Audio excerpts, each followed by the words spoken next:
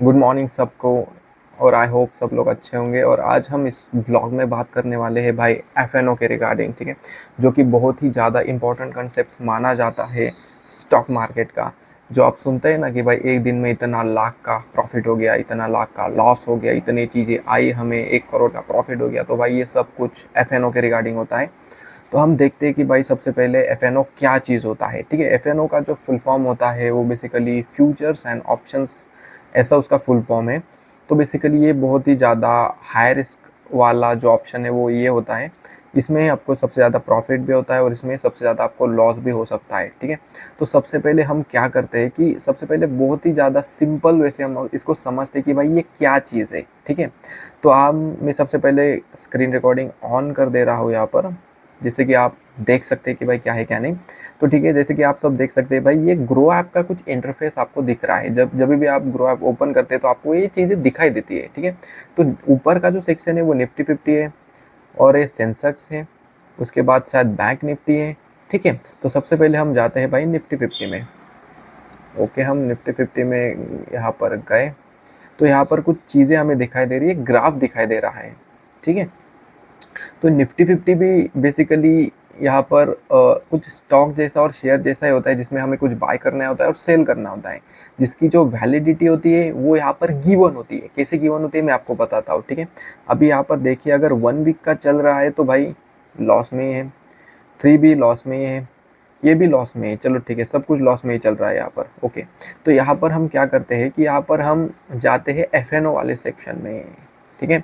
F&O वाला section क्या क्या दिखाई दे रहा है हमें, यहाँ पर कुछ चीज़ें जो है वो बेसिकली आपको ऐसे दिखाई दे रही है। अगर ये नहीं समझता है आपको तो कोई बात नहीं, तो यहाँ पर कुछ चेन नाम का जो ऑप्शन है वो आपको कुछ दिखाई दे रहा होगा, तो इस पर आप क्लिक करेंगे।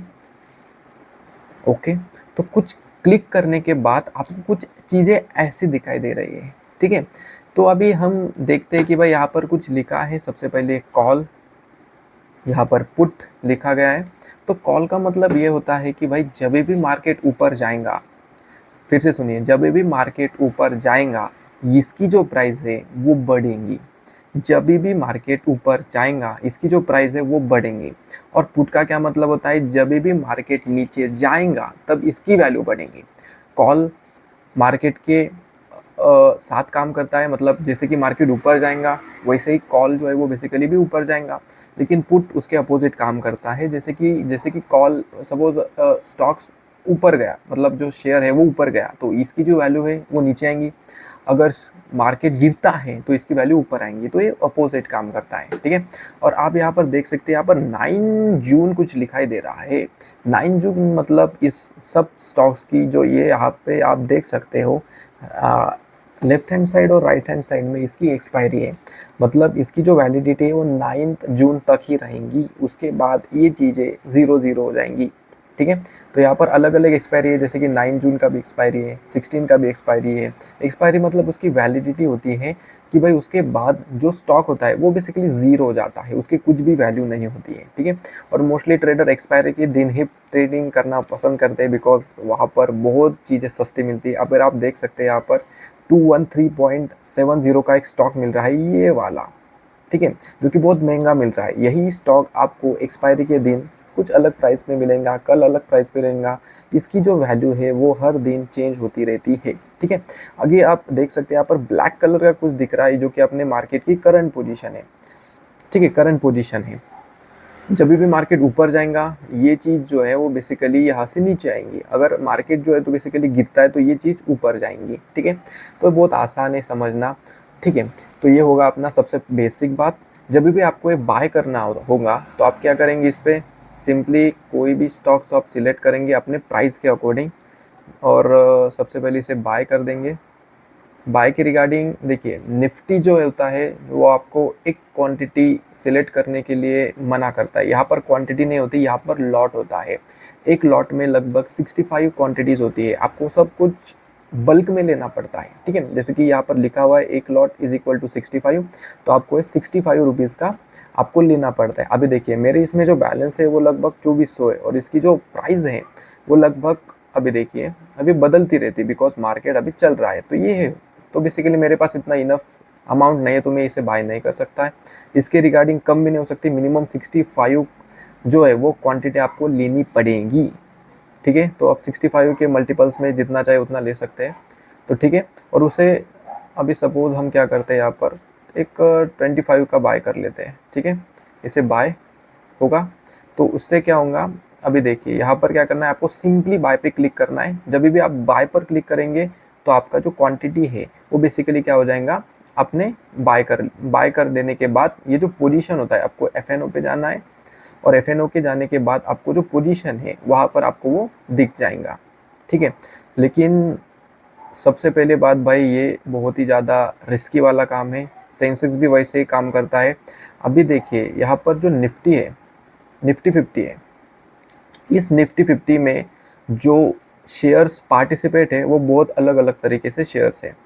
जैसे कि आप ओवरव्यू में हम अगर जाए इस पर, तो देखिए इसमें अलग अलग शेयर्स का कंट्रीब्यूशन है।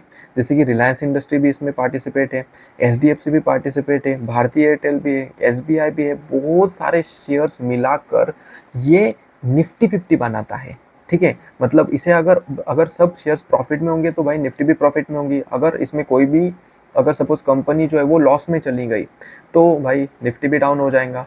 अभी फ़िलहाल तो वॉर चल रहा है तो भाई वैसे भी मार्केट बहुत ही ज़्यादा डाउन है, ठीक है। तो बेसिकली ये निफ्टी कोई कोई भी कंपनी नहीं है, वो सब कंपनी को मिलाकर चलती है, ठीक है। ये निफ्टी के बात हुआ। फिर बाद में हम देखते हैं सेंसेक्स भी वैसा ही है। बैंक निफ्टी, अभी इसमें लिखा हुआ है कि भाई बैंक निफ्टी, मतलब नाम से ही पता चल रहा है कि भाई इसमें बहुत सारे बैंक की एंटिटीज़ होंगी, जैसे कि HDFC bank, SBI, ICICI, axis, Mahindra, बहुत सारे बैंक थे मिलाकर एक बैंक निफ्टी बनता है, ठीक है। तो ठीक है, तो हमने ये सब कुछ जो ओवरऑल है वो देख लिया है। तो बेसिकली मैंने आपको बोला था कि मैं आपको लाइव प्रॉफिट और लॉस भी बताऊंगा। तो बेसिकली जो लाइव और प्रॉफिट लॉस है वो मैं आपको बेसिकली वीडियो के एंड में बताऊंगा कि भाई कितना लाइव और कितना लॉस हुआ है। तो बेसिकली हम जो वो चीज़ कर चुके हैं लाइव और प्रॉफिट वाली, वो बेसिकली हो चुकी है। बिकॉज क्या होता है कि प्रॉपर कैंडल ढूंढना बहुत ज़्यादा मुश्किल हो जाता है, प्रॉपर ग्राफ ढूंढना बहुत ज़्यादा मुश्किल होता है। हम कंक्लूजन पर भी आएंगे कि भाई इसमें क्या रिस्क है और क्या आपको देखना चाहिए, ठीक है। जिससे आपको पता चले कि कब ग्राफ ऊपर जाता है और कब ग्राफ नीचे जाता है, ठीक है।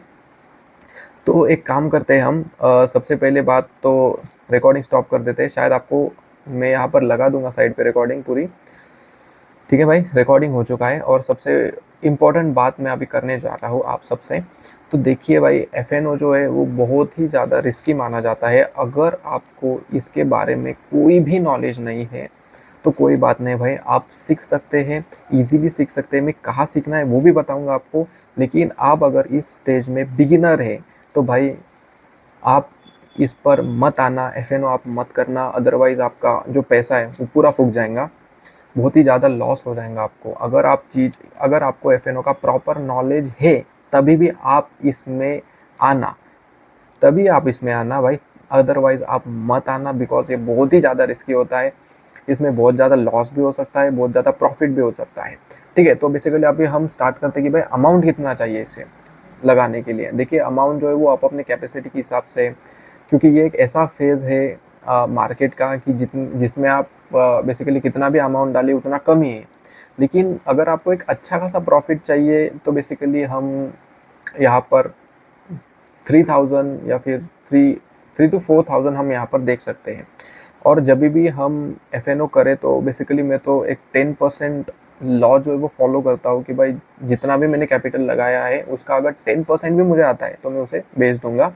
और हाँ, ज़्यादा लालच नहीं करना, अदरवाइज बहुत बड़ा लॉस भी हो सकता है, ठीक है, ठीक है। और हाँ, और एफ में हम जब भी बाय और सेल करते हैं तो भाई हमें कुछ चार्जेस देने पड़ते हैं, 20 रुपीज़ पर बाय और पर सेल के लिए, ठीक है। अगर सपोज मेरे पास 1000 रुपीज़ है और मैंने एक शेयर बाय किया है और उसमें मुझे कुछ 200 रुपीज़ का प्रॉफिट हो चुका है, 200 रुपीज़ का मुझे एक प्रॉफिट हो चुका है, ठीक है। अभी सपोज 200 रुपीज़ का प्रॉफिट हो गया तो मुझे 200 नहीं मिलेगा, मुझे मिलेगा 150 रुपीज़। बिकॉज 20 रुपये सेल करने के, 20 रुपये बाय करने के, और कुछ हिडन चार्जेस लगता है और कुछ जीएसटी भी लगता है, स्टैम्प ड्यूटी हुआ, जीएसटी हुआ, इनवॉइस हुआ, तो उसके कुछ चार्जेस लगते हैं। तो ओवरऑल लगभग 49 और अप्रॉक्सीमेटली 50 तक वो कट जाता है पैसे, ठीक है। तो बेसिकली ये एफ के रिगार्डिंग है। और हाँ, अगर आपको एफ सीखना है भाई, तो इसके बाद हम एक वीडियो बनाने वाले हैं दैट्स फॉन्ट पेज के बारे में। अगर आप उसे फॉन्ट पेज के बारे में बनाने वाले हैं, अगर आप वो सीखना चाहते हैं तो भाई बहुत बढ़िया बात है, जिसमें आपको मिलने वाला है 10 लाख का अमाउंट, जिससे आप जो है वो बेसिकली मार्केट में, लाइव मार्केट में हम लगा सकते हैं और उसके रिगार्डिंग ही आप सीख पाएंगे। अदरवाइज़ आप ऐसे नहीं सीख पाएंगे, अदरवाइज़ आपका तो लॉस ही हो जाएगा बहुत बड़ा। तो मेरी अगर देखें तो मेरी राय ये रहेंगी आप लोगों से कि भाई आप सबसे पहले पेपर ट्रेडिंग करिए। पेपर ट्रेडिंग मतलब आपके पास लाइव मार्केट कंडीशन रहेंगी, लेकिन आपके पास जो मनी रहेगा वो बेसिकली फेक रहेगा। वही अपना फॉन्ट पेज है। तो फॉन्ट पेज बेसिकली मैं आपको बताऊंगा। Font page basically next video में आने वाला है, जिसमें हम बात करेंगे पैटर्न्स कैसे डिटेक्ट करेंगे, पैटर्न्स वगैरह कैसे डिटेक्ट करेंगे, उसे बाय हम किस बेसिस पे करेंगे, किसके बेसिस पे सेल करेंगे, वो सब हम देखते हैं। तो बेसिकली इस वीडियो को हम इतना ही रखते हैं और मिलते हैं आपको नेक्स्ट वीडियो में। तब तक के लिए गुड बाय।